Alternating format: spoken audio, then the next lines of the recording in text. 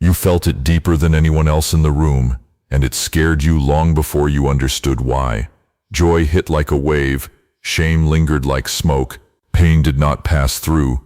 It stayed, echoing, teaching, carving something heavy and sharp inside you. They told you to calm down, to stop overreacting, to toughen up. You learned early that your emotional depth made people uncomfortable, so you tried to fold it smaller, quieter, more acceptable. It never worked. The depth remained. It always does. There is a memory from childhood, a classroom desk, the sound of laughter behind you, a joke not meant to hurt, yet it landed deep and stayed there all day. Others moved on in seconds. You carried it home. That was not fragility, that was absorption. ADHD minds do not skim emotion. They dive. They feel in layers, not moments. Every experience stacks. Every interaction leaves residue. That depth builds empathy, intuition, and awareness, but without guidance, it also builds weight. You learn to feel guilty for how strongly you reacted. Shame cycles followed quickly. Why can others let this go? Why does this still hurt? Why do I care so much? You began comparing yourself to people who seemed lighter, less affected, more stable. You wondered what was wrong with you. Nothing was wrong. There was another moment, a silent night. Everyone asleep. You replayed conversations, tone by tone, expression by expression, searching for meaning. Overthinking kept you awake, not because you were anxious, but because your mind was integrating emotional data others ignored. They called it rumination. You were processing. Underestimation hurt most when they dismissed your depth as drama. They ignored your instincts. They brushed off your warnings. When situations later collapsed, nobody remembered you sensed it early. Being right too soon looks exactly like being wrong. That betrayal taught you silence. You stopped trusting your inner signals. You chose logic over intuition, even when logic felt empty. That self-betrayal cost you clarity. Emotional intensity became something you fought, instead of something you learned to wield. There is a memory of a broken room after conflict. Words said, bridges cracked. You stood alone afterward, heart racing, wondering why emotions always escalated around you. You believed you caused the storm. You did not. You felt it first. ADHD emotional depth is not instability. It is sensitivity paired with speed. Your nervous system registers emotional shifts instantly. That is why injustice ignites you. Why dishonesty unsettles you. Why connection feels sacred. The problem was never the depth. It was the lack of containment. The psychological break arrives when suppression fails. Burnout, numbness, emotional exhaustion. You stop feeling entirely for a while, not because you healed, but because you overloaded.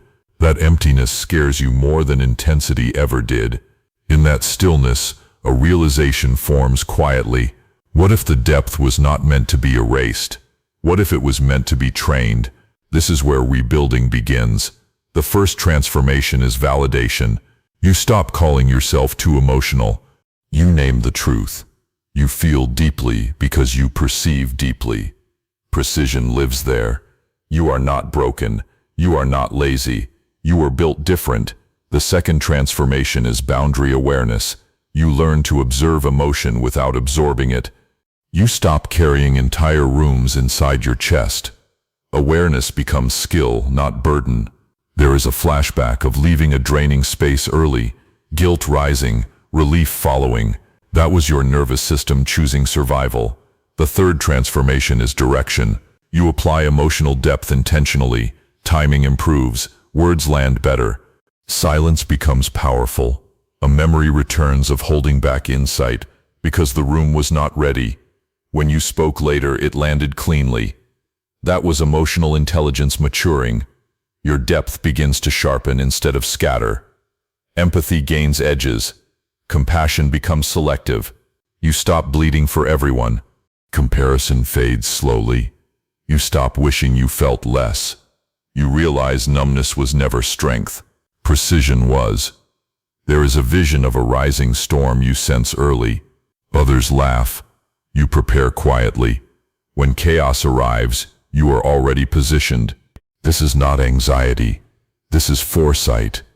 The world misread your depth because it fears what it cannot control. Emotional depth exposes truth faster than comfort allows. You were never meant to be shallow.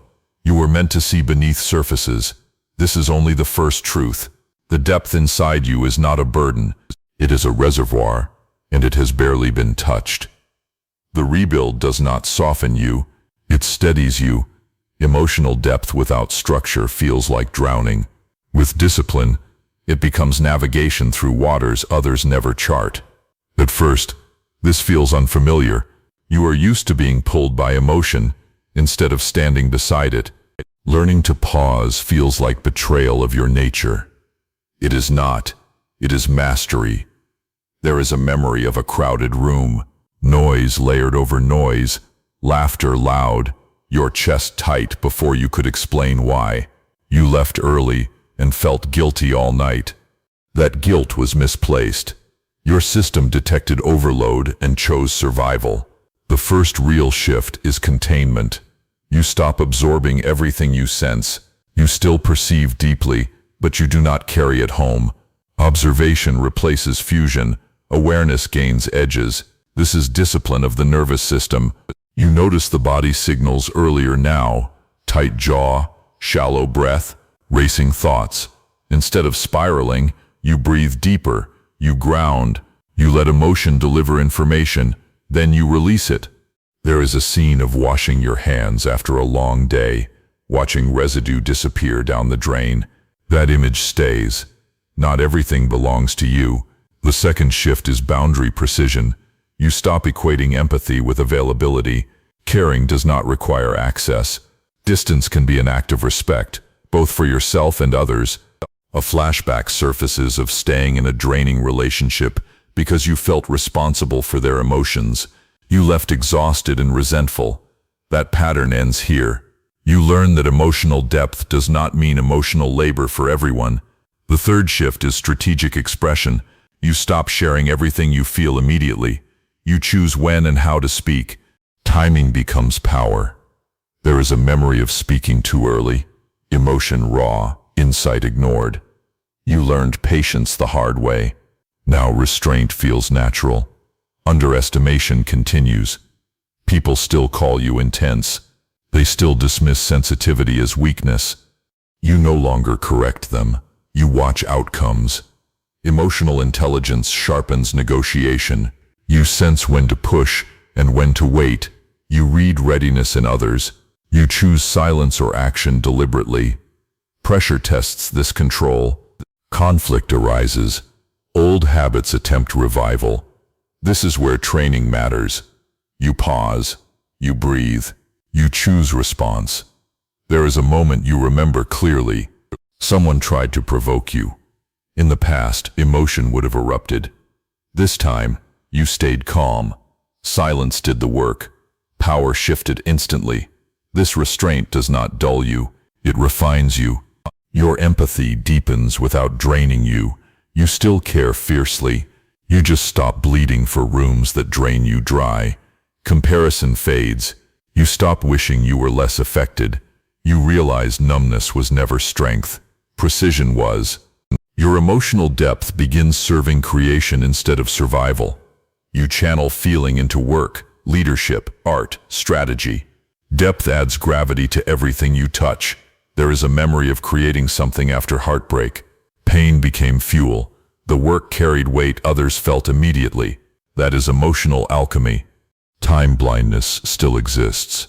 Emotional surges still arrive. You build buffers. You plan exits. Recovery becomes intentional instead of accidental. You stop apologizing for needing space. Space restores power. There is a flashback of a lonely walk after emotional overload. Cold air grounding you, thoughts slowing. You realize distance restores clarity faster than explanation ever could. Your relationships change. Fewer people, deeper alignment. You sense who respects boundaries and who resents them. You choose accordingly. This selectivity creates calm. Calm sharpens depth further. The storm imagery shifts. You are no longer inside it. You are charting it, mapping patterns, choosing routes. You are not broken. You are not lazy. You were built different. Built to feel deeply, built to perceive accurately, built to navigate complexity. The rebuild continues. Depth is learning shape. What comes next is command, and command changes everything. Command arrives when depth stops controlling you and starts answering to you. This is where emotional weight becomes authority, not burden. The storm inside you no longer spills outward. It settles, dense and deliberate. You feel the shift first in your breath, slower, deeper. You still feel everything, but it no longer knocks you off center. Awareness expands while posture stays grounded. This is not numbness. This is containment. There is a vision now. You standing at the edge of deep water at dawn, surface calm, power underneath. You do not rush in. You choose entry. That choice changes everything. Your emotional depth becomes a strategic asset. You sense undercurrents others miss. You anticipate reactions before they harden. You move early without panic. This foresight looks like calm to those watching. Under pressure, you slow down. Others escalate. The contrast creates gravity. Rooms orient toward you without instruction. Presence does the work. There was a time you tried to hide this depth. You believed leadership required detachment. You tried to flatten yourself. It failed. The depth leaked out sideways as exhaustion. Now it stands upright. There is a memory of a cracked crown you once wore, believing authority belonged to colder minds. That crown reforges now, not heavy, balanced, worn because it fits your nature. You stop explaining your feelings. Explanation leaks power. You let behavior communicate clarity. Boundaries hold without apology. Your empathy becomes selective. Compassion sharpens. You care deeply, but only where it creates movement. You withdraw from what drains without guilt. There is a flashback of staying in chaos to prove loyalty. You left depleted. That version of you did not know restraint was strength. This one does. Time blindness still exists. Emotional surges still arrive. You design buffers. You plan exits. Recovery is swift and intentional. Self-trust grows because self-abandonment ended. Comparison dissolves completely. You stop wishing you felt less. You realize numbness was never strength. Precision was. Your work carries weight now. Words land cleanly. Decisions feel inevitable. Others sense coherence, even if they cannot explain it. This is emotional authority. Pressure increases. Stakes rise. Old habits test edges. You hold steady. Training answers before panic can speak. There is a memory of sensing a storm hours before it broke. Others laughed. You prepared quietly. When chaos arrived, you were already positioned. That readiness was not fear, it was intelligence. Your depth no longer overwhelms you, it informs you. You listen, then decide. Emotion finishes delivering data before action begins. You stop reacting to every feeling, you stop suppressing them too, you integrate. This balance is rare. You are not broken. You are not lazy. You were built different. Different enough to feel deeply, strong enough to discipline feeling, wise enough to apply it. Your nervous system is no longer a battlefield. It is a command center. Signals arrive. Decisions follow. Energy stays intact. There is a vision of fire contained within steel, heat-focused, edge-sharp. The blade does not tremble. It waits. This is what emotional depth becomes when trained. You no longer fear intensity. You no longer chase numbness. You respect the weight you carry and use it deliberately. People feel seen around you without being managed, heard without being fixed, oriented without being controlled. This presence is unsettling and magnetic. Some resist it, some align. Both outcomes clarify the path. The storm imagery changes one final time. Fire burns clean. Steel holds edge. Shadows obey light. The throne was internal all along. You understand the real truth now. Emotional depth was never the problem. Lack of structure was. Once shaped, this depth becomes rare power. You were never meant to be shallow. You were meant to lead from beneath the surface. Stand steady inside that truth. Protect your depth. Shape it. Aim it. Subscribe for the next ascent.